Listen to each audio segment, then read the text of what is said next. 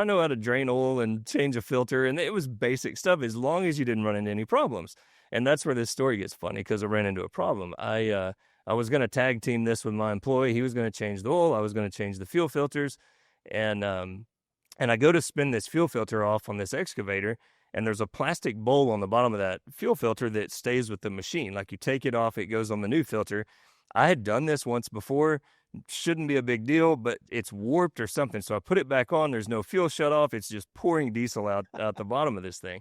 And I go into freak out mode. Not a mechanic. I can do some basic stuff as long as I don't run into any problems, but now I got a problem. And so I quickly call this parts house in Abilene. They're like, no, we don't have one. We can have one here tomorrow.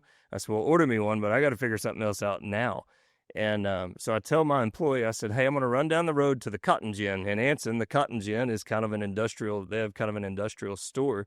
And I said, I'm going to try to find an O-ring, maybe some silicone. I don't know. We're going to gum this thing up. Maybe it'll hold. And so I leave. I'm not gone 10 minutes.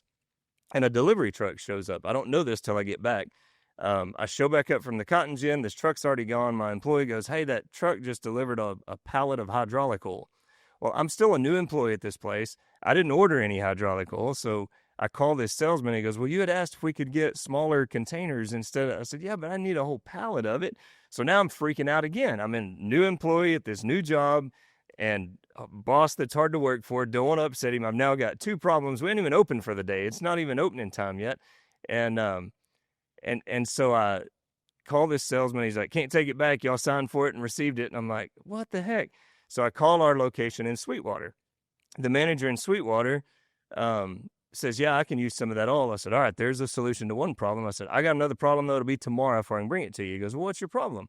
And I tell him, and he goes, oh, that's an easy fix. Napa has this fuel filter. It does away with that little plastic thing, and then it's all made into one. And I'm like, okay, sweet.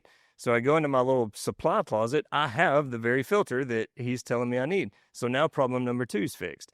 I still don't, like, I'm not connecting anything yet.